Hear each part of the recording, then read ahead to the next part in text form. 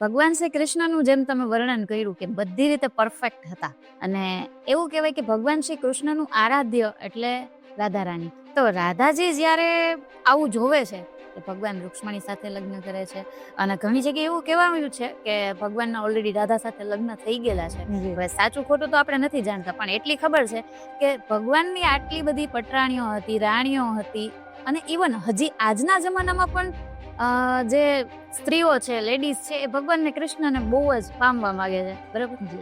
તો રાધાજીને જેલસ કેમ નથી થતી? તમે જુઓ તો મંદિરમાં કોનું સ્થાન છે?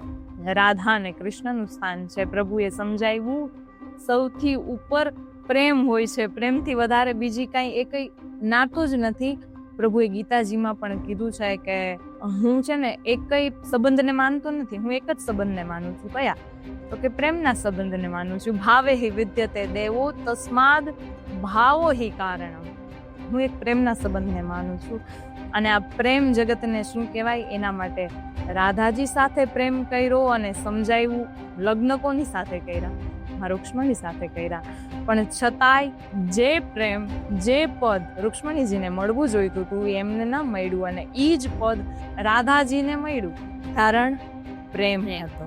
માટે જગતમાં પ્રેમ શું કહેવાય ને એ દેખાડવા માટે ભગવાન કૃષ્ણએ આપ્યું. આટલી રાણીઓ તો એમને પ્રેમ કરે જ છે. અત્યારના કળિયુગની અંદર, અત્યારની જનરેશનમાં પણ બધા એટલા બધા કૃષ્ણ પ્રેમીઓ છે કે ભગવાન માટે થોડુંક તો એવું થવું જોઈએ કે ના, આ તો મારા જ છે.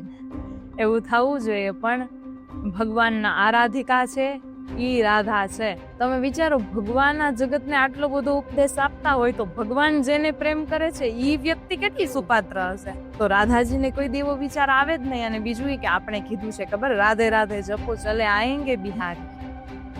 તમે જેટલું કૃષ્ણ કૃષ્ણ કરો અને ભગવાન નથી આવતા ને, એટલું જ તમે એકવાર બોલો રાધા રાધા, ભગવાન દોડીને આવે છે. કારણ મારા આરાધિકા છે, રાધા છે, માટે ભગવાન આવે છે. રાધે રાધે આટો ચલે આયેંગે બિહાર.